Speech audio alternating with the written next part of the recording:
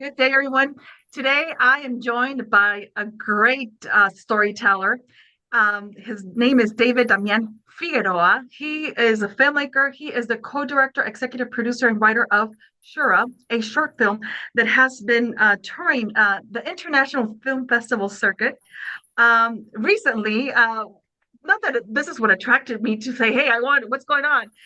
He was detained alongside his co-executive producer, Reyna Grande, who was an acclaimed award-winning author, and they were filming the long format of their documentary. It is titled, again, Borders. No, no, no. The Samaritans. The Samaritans' compassion has no borders. The Samaritans' compassion has no borders, and it's going to Right. deeper into migrants' stories. You have a tremendous trajectory. The list of credits is it's quite extensive, but I want to know exactly what happened. I mean, this is a month ago, in August, that you were detained for racial profiling. I When I click into that Chronicle Borders article that was sent to me, and then I saw the selfie of you and Reina in the backseat of the Border Patrol vehicle in the cage-like, space. I was like, whoa. So tell Okay. me everything about it. There's a lot to talk about, but I want you to start with this recent incident here in the U.S.-Mexico border. Yeah, we've been filming for about a year and maybe like about 13 months, give or take a few weeks. But we were on the last few days of filming, and we never had any incidents with the Border Patrol. And the customary thing to do is to stop, wave stop, and then report. You roll down your window, you report any activities, anyone you've seen, um, and then you move on. And so this particular day, we were at the border filming really, really early. We had spent the night at the border at a place called Tres Bellotas Ranch, and which is right adjacent to the border. And we got up like about 4:30 in the morning because we wanted to film the sunrise and to see if there was any, of course, any migrants we could help along the way. When we arrived, there were two groups. One were a group of Africans that were sitting under the shade, and one of Latino migrants from various countries, including Mexico, Guatemala, and El Salvador. And then across the wall, there were some other migrants that we had helped the night before. And so we walked over to where those migrants were, and I wanted to capture the sunrise as it came up through the angle. You're a filmer, you do TV, so I wanted to get the sunrise through the wall, but on the opposite side. Now, in 18, and this is a long way to explain to answer your question, but We have there's a we have lot of all the time. information. And as we know, the border is very complex. So in 1852, there was these obelisks that were set up within 20 to 30 feet, which is actual the boundary, the actual border itself, not the Trump wall or what they call the Trump wall today. But that is the actual international boundary. So when I went around at the very end of the wall, there's these uh, almost like ballards, and I went through and I filmed on the opposite side, but we never left the United States. So we helped the migrants. I did some interviews there. I interviewed one of the Border Patrol agents, and then we were on our way. We were back to the ranch to go and collect our belongings, and then we were about maybe 3 or 4 miles out from the ranch on our way to a little town called Arivaca. And so In again, Sasabe, you were in Sasabe, no, where this happened? it was between us. It was between Sasabe and Tres Bellotas Ranch, which is we were like in the middle of the desert, basically, And right? that's a danger. That's the most dangerous area. I mean, here, for anybody listening to this interview, audiences worldwide, Tucson area is the region that has the most migrant crossings. And then Sasab in the areas that you've been uh, covering and documenting for your films, you were there, and it's one of the most dangerous zones on both sides of the border. Well, it's dangerous for a couple of reasons. One of them is because there's a lot of activity that goes on through there, but mainly when you look at Sassabee, it's several months ago, the little town of Sassabee, which is a port of entry, um, on the Arizona side, and then there's Sassabee on the Sonora, Mexico side. That little town was taken over by the cartel. So we don't go over there anymore, even though there was a shelter on that site. And we have done some filming on that site prior to the takeover. But anyway, we're in the desert and we passed this Border Patrol agent and we waved right before and he didn't wave back. The first thing I said to Pastor Randy, who was our driver, is he didn't wave back. And so it was just, and then we continued on. And then I looked in the rearview mirror and I saw the Border Patrol, and then he turned on his lights, and then we stopped. And so, just to make that part, he wanted to establish citizenship. We all said we're United States citizen, which is pretty much all you have to do. All of us had our passports. We showed our passports, and then that's enough. But it felt like this particular officer, Border Patrol officer, had something else in mind. And so he ordered the pastor out of the car, out of the SUV. Now, the SUVs that the Samaritans use are all the same color. They're like this pewter silver color, and they're Toyotas and they're four-wheel drives. And on each door, they have these magnetic signs, which has a red cross, and then it says Samaritans. So they know that this is a humanitarian vehicle. So he ordered the pastor out, and then anything that we said, he would counter it. So he go, "So United States citizen?" We said yes. He goes, "No." I said, "Yes, we are. Yes, we are. We have our passports." He put the pastor there. He opened up the back hatch. Clearly, there was nothing back there. He closed the hatch. He put the he put he came for me, and then he took me to the Border Patrol vehicle. He had me spread my legs, put my arms against the vehicle, patted me down, and in the process, grabbed my groins. And then he put me in the vehicle, and I said, "Am I under arrest?" "You're not under arrest."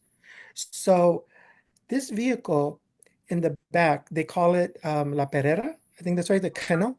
Like the Um, duck in, hunt, like La Perrera que. Oh, wow. yes, So it's you caged. experienced what migrants go through when they get to when they cross or they get to the American side.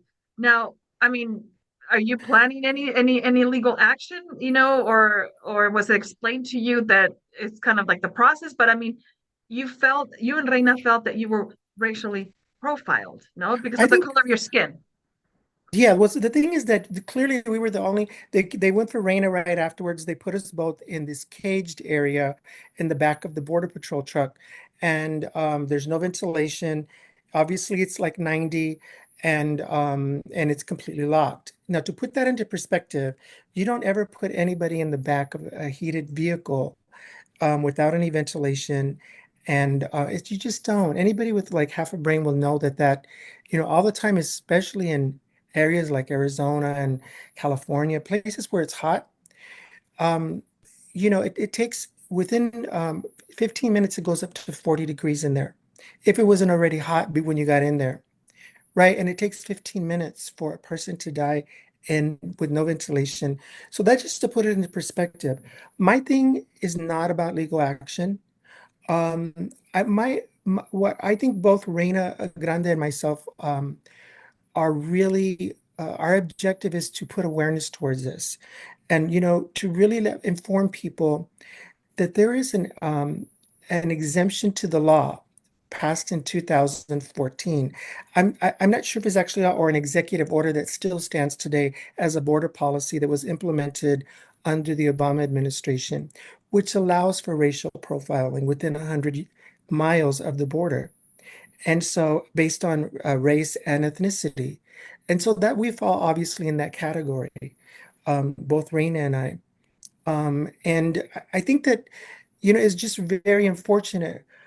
One thing that Don, one of the things that I'm very grateful for is that we had this experience because as filmmakers, as humanitarians, as people, citizens, we have an experience of what it's like for our migrant brothers and sisters that are crossing the border and are objected to this kind of inhumane treatment.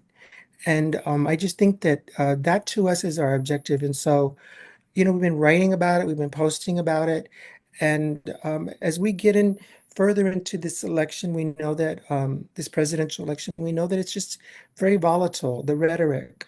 And it's always to demonize um, the Latino. But now we know that we during the past year, we were there with snow, heat, torrential rains, winds. And we know it's just not Latinos crossing that border. We know that there are people from all over the world and mainly people of color. And we know that people of color are not treated well throughout the world and in our country.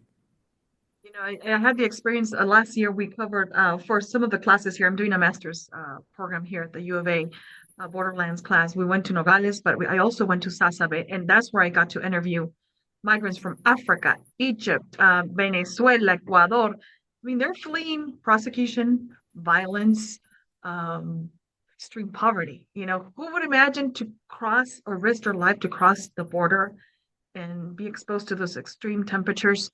Somebody who's probably, we don't even imagine. We are privileged to be in the US, I believe. We Yes, have we access are. to Yes. medical medical assistance. We have access to food stamps. So, if you go without a job, there's unemployment. So I mean, it's eye-opening, and that is what you're doing with this film, Shura. You are also profiling. It's about an elderly lady who was Caucasian, and this is also all the Samaritans on the U.S.-Mexico border, or in in Sasabe, or any where you also volunteer and you also perform all this filmmaking. They're all Caucasian. Can you share about Shura and what inspired you and drove you to do this film about this lady?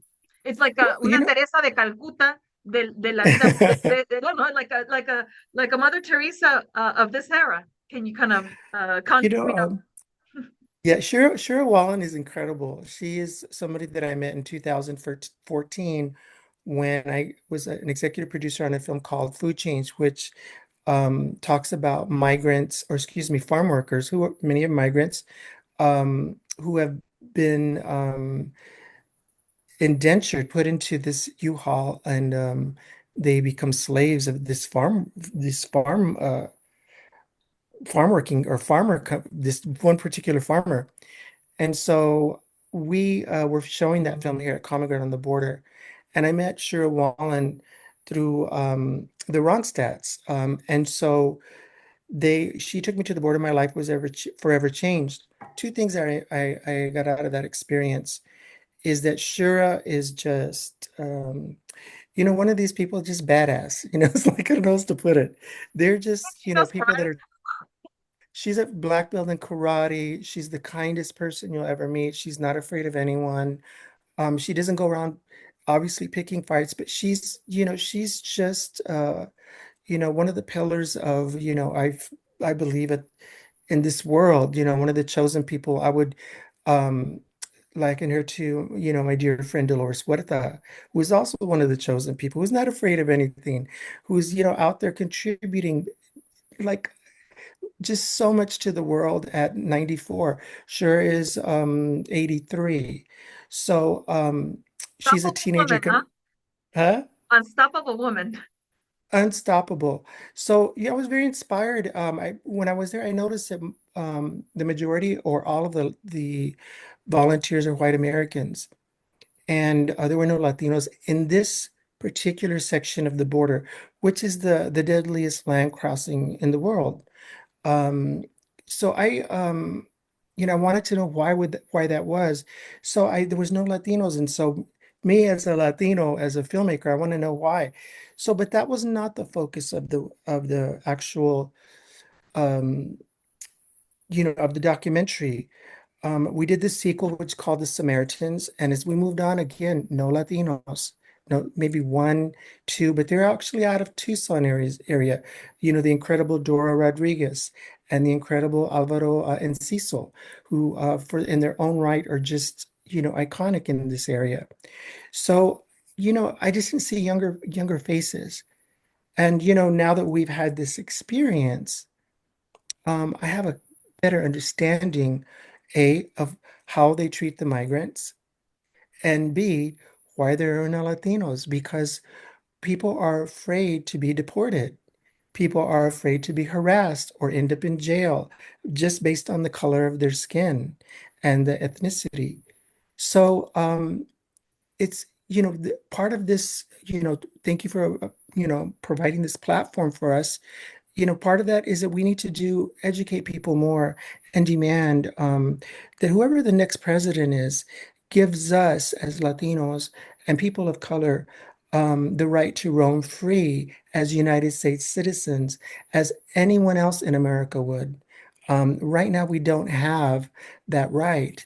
And so we know that there's a measure on the ballot in Arizona, which is very much like the SB 1870. 1070. Oh my gosh, are we like going back? I mean, estamos retrocediendo this new border act. I mean, based on your color of skin, they can just stop you and detain you, and it's oh, Yeah, and so we just see these things happening even after all of the people that, either have died under police stops or didn't move fast enough, or maybe they didn't hear, we don't get the benefit of the doubt as people of color. We have to move immediately, and we're treated very, very differently in these stops. And so that has to stop. There has to be a better understanding between the people that are humanitarian volunteers, the people of color, and the Border Patrol to have a dialogue and to create some kind of consent decree that shows that they are trying to respect all citizens of this country, and also at the same time respect migrants as, human beings. So yes, there's certain things that they have to do to process migrants that come here undocumented, but there is a humane way to do it. And we're at the border all the time. I've never, in all the time that I've been at the border, in the 13 months, and all the years in between that I would come annually, I've never seen a migrant with a knife. I've never seen a migrant with any kind of gun. The only time we ever see weapons are with the Border Patrol security, the Border Patrol, the security for the wall construction that has a machine gun, the vigilantes that are there sometimes oh, the harassing us, militia. Yeah. and the militia, they have machine guns, you know, and then there's the cartel across the wall, and we can see them and they have machine guns. And so we do not. And the migrants that are crossing that we've seen, many of them children, many of them adolescents, teenagers, infants, babies, you know, they're not carrying guns. And the mothers, just want to come over and get their shot at freedom from the things that you're explaining. Yeah, There's horrific things happening in other countries that is not exposed enough. We have to also ask who's sending, who's consuming the drugs. We consume more drugs than any other country in the world. Who is, who is sending the guns and the machine guns? We are. We manufacture them. and And so I totally continue. Sorry. no, I'm just saying that we have to do a better job of looking at the source and critiquing the source, criticizing, if you will.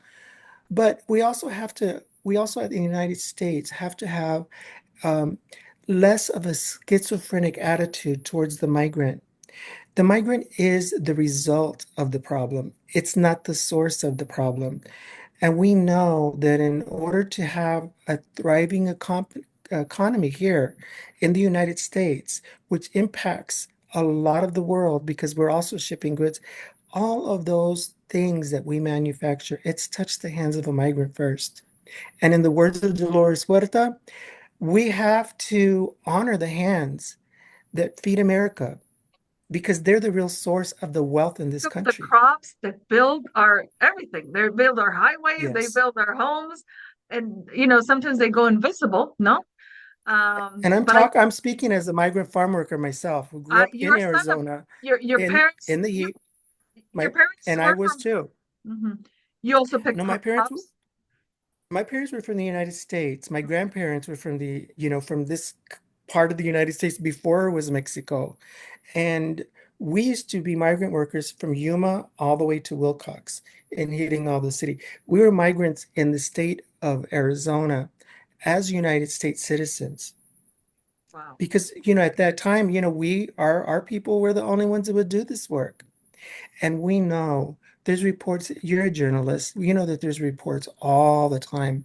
We just can't get anyone in the United States to agree to work under the conditions that the migrant is willing to do because they know that or they feel that whatever they're doing here as a migrant worker and the conditions, the heat and all of that, and whatever they went through before they even got here, which is horrific in many ways, they're willing to do that. We are not willing to do that in the United States. We as citizens, we don't want to do that work. So we need to learn, Don, to really um, find a way to, in our hearts, to appreciate and value what the migrant contributes to our society, including taxes. Yeah, I mean, it's thank you so much because for sharing even your background and you are a son of farm worker and you also work the fields, and now migrants contribute immensely to this country. And I've never seen a Latino begging for money. I know I've seen all these people here in Tucson with like zombies. They're probably overdosed on fentanyl or there's a lot of issues going on in Tucson, but in Tucson today, Trump is going to be here and also Kamala Harris' husband. I saw a post on your Instagram about a statement that was released by, I guess, your colleague or your friend, Linda Ronstadt, and then they're having Trump's rally at the at this at the at this venue, that has the name of Linda Ronstadt at the Symphony Hall, correct? Can you tell me Right. about this? Yeah, so Linda, it not surprised, it doesn't surprise me that Linda is, put out a statement the way she did is basically, the Trump campaign, they rented that hall out and it has Linda Ronstadt Hall. And everyone knows that Linda Ronstadt is, someone who fights for social justice and particularly migrants and Latino issues. She's, half Mexican. You know, um, she's a Latina. She se puede, right? So, we worked with Linda on SB 1070. We did a press conference and she was very supportive when I was vice president at the Mexican American Legal Defense and All Educational the Fund. So it's not like she's trying to, there's people that were making all these comments. Linda is courageous. Linda stands up for her people. She stands up for her people and she also is not worried about it reaching the her bottom line, very much like Taylor Swift. Linda is another badass. She's like myself, we're senior citizens. So we we're from Arizona, so I just love her. I just think I love everything she stands for.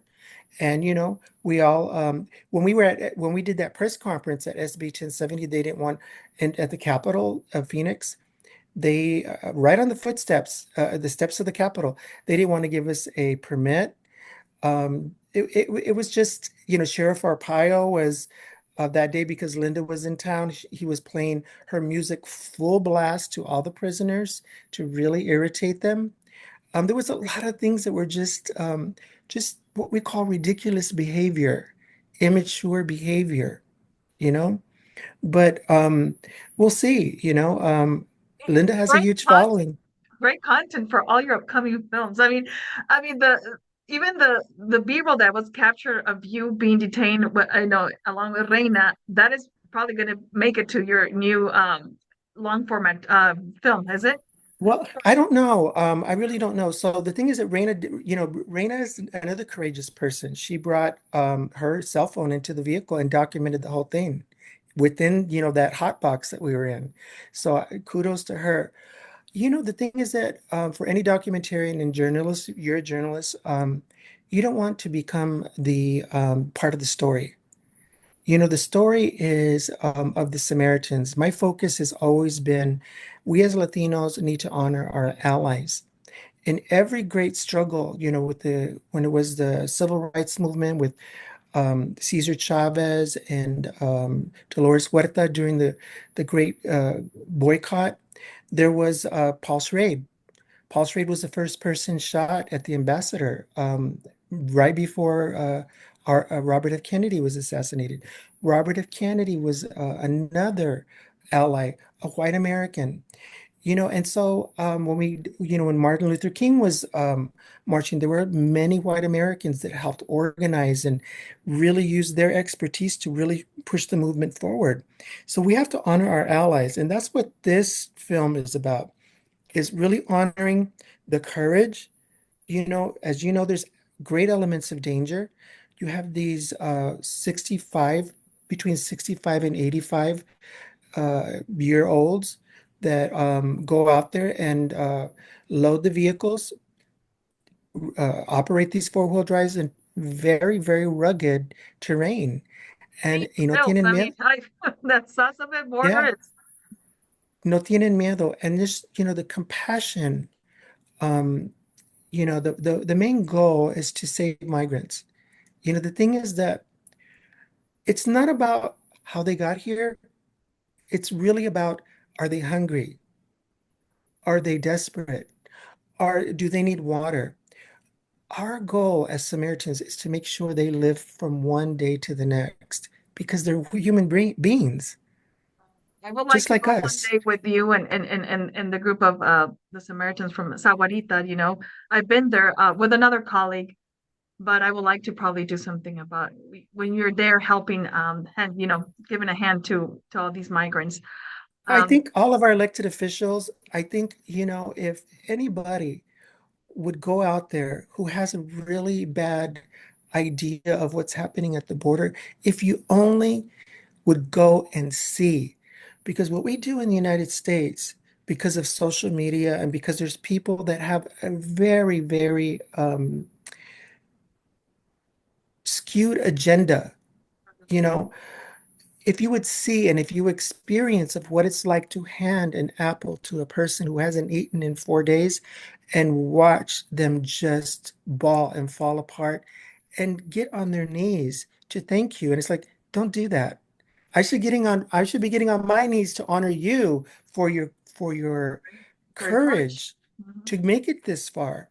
And the first thing we always say is, welcome to America. Welcome to the United States. And we try to give them animo and encouragement to say, um, Yeah, this is, may all your wishes come true. this is There's room for everybody, Don. yeah, there is. I mean, and I've been there too, and I'm like, the first experience I had was I went to Nogales, and it was when the peak of the asylum seekers. This is back in I let's say August, September of last year. This actually a year ago, and I was welcome, and best of luck. I'm a journalist, but of course, I mean, I see them and they're vulnerable, and they're like, can you help me? And I'm like, I was like, yes, I mean, what can I do? Is like, Mhm.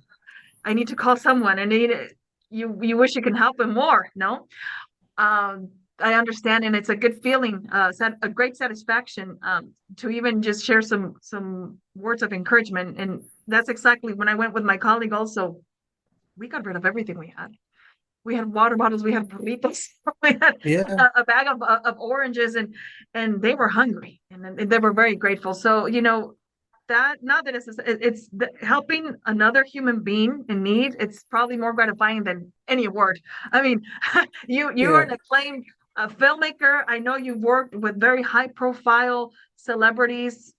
If anybody out there, uh, David Damian used to live in LA. That's when I met you. When I used to work as a producer broker for CNN Latino, and you used to go and talk on behalf of Maldev, but also you also work for Farmers Justice, and Farm worker justice, Farm yes. Workers Justice. I think this is when I met you. Also, there, I was working at a union then back then. So I've seen all your, I mean, I've witnessed your trajectory, and now to see you store as a storyteller. I mean, you're a filmmaker, and shining light on these heroes, no? And I know that Shura is going to be a film that is now developing into Samaritans, Compassion's No Borders, correct? Right. Wrong. But are you? What other projects or any other sheroes are you? I mean, we need a Latina heroine. What about Dolores Huerta? And who would you Well, star as an actress? well, Your friend Emma yeah. Longoria, maybe? Huh? Well, we tried to do we actually I'll tell you a story that I've actually never shared. So this like in 2010, I said to Eve, I said we should do Dolores Huerta's story. We didn't want to focus on personal.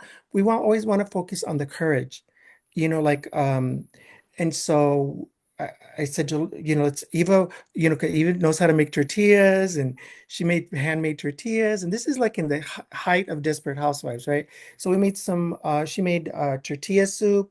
She served it, set the table. Dolores comes in with her three daughters, Juanita, Maria Elena, and someone else. I She has can't, like oh, Camila. 10 children. Doesn't she have 10 children? She has 11. 11. Wow. See? Yeah, Camila. So these are the younger daughters. And so we talked about it. We shook hands, we're and then we never heard from Dolores. We were so sad. But Carlos Santana came to the rescue because he made a film and it won the Peabody, and it's available on I think on everywhere, especially I think on Amazon.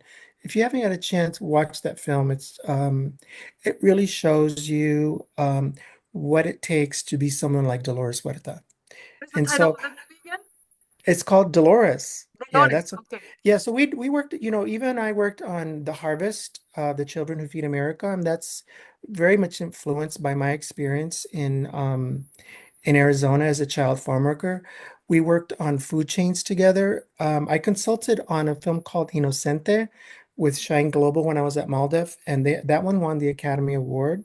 Nice. And let's see, I worked on a bunch of films, and I switched over to writing as well, and I have my book El Oz, which is a Latino adaptation of The Wonderful Wizard of Oz, and that is going to be made into it's in development to be made into a major motion picture.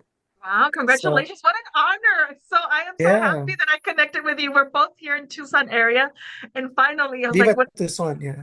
I see Tucson, you thought, oh, today we have, believe it or not, the former president and Kamala Harris husband campaigning or in the campaign trail, Yeah, but trying to get the Latino vote. more importantly is we have a lot of Latinos who are immigrants and migrants keeping this state and this country in full force, doing their part.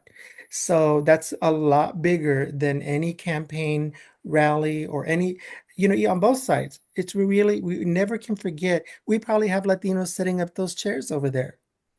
We have probably have Latinos taking the tickets, Latinos doing all the operations for that building.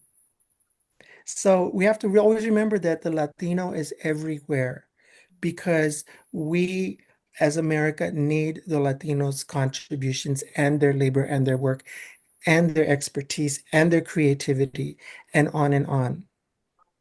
So for anybody out there that would like to become a volunteer or a Samaritan, where can they reach you, or what website Yeah. can you direct them to? There's some amazing groups out here. The one that I volunteer for is called the Green Valley Sahuarita Samaritans. There's one called the Tucson Samaritans, which is very similar, but they're based out of Tucson. You don't have to go to the border. There's many ways you can contribute to these organizations. There's Salavisión, which is Dora Rodriguez's group. There's Humane Borders. There's No More Deaths. There's Border Community Alliance. There's Kino and Nogales. There's a lot of groups. What we need, all these groups, they need people to go in and to really help. You can teach English classes. You can serve food. You can, do a variety of things, and It just takes a couple of hours, And you know? and when you give back. That's something Oh, that I experienced many, many years ago. yes. So we get way more. I tend to, do a lot more than the 2 hours. You do days. Um, but I really have to say that no matter where you're at, in the country, there are migrant centers in your city, in your town, in your village, or wherever you're at. You can contribute there. You don't have to come to the border. There's people that really need your help, applying for jobs, applying for housing, helping, English classes, daycare. There's many ways that you can help, at these centers. Most of them require background checks. You can read to children. There's all kinds of things for to be of service to our brothers and sisters who are migrants. Thank you so much for everything that you do, and for inspiring, and I mean, you inspired me. I'm like, wow, I want to go one day with you and help migrants. Um, Anytime. no, in serio, because when I was there, I was like, I know I was there to get the story, and you need to put it into 1 minute 30 package, and of course, now in your new long format film, audiences will be able to listen to these stories of these migrants, and I don't know anything else you would like to share, David Damian. I mean, anything else in the works for you? I thought you were gonna say yes. I'm working on this new touring film, but I know that Elos is going to be adapted now, so that's a huge accomplishment. Yeah. I'm one of the producers on that film, and I can't say who purchased it, but it's a big company. It's a big film company, two of them. But I think the main thing I want to share with not about myself, but for other people out there. I work specifically, as you know, on social justice Latino projects. So that's what I do. There's no money in it, but there's great value in telling our stories. And every single person that's watching this or at home, every single one of us has a story of our grandmother, of our grandfather, our parents, and what their journey was like. You have to document it. You can do it with video, you can do it with the recording. We have the technology. And I'll give you an example. Shura, which was qualified for the Oscar, was 85% of that film was shot on iPhone. Yeah. So all of my fellow So grad students. I'm going to be teaching where you're at the University of Arizona. I'm going to be teaching a class on independent filmmaking. And that's one of the things you need. You don't need a lot. Everything that you need to make a film.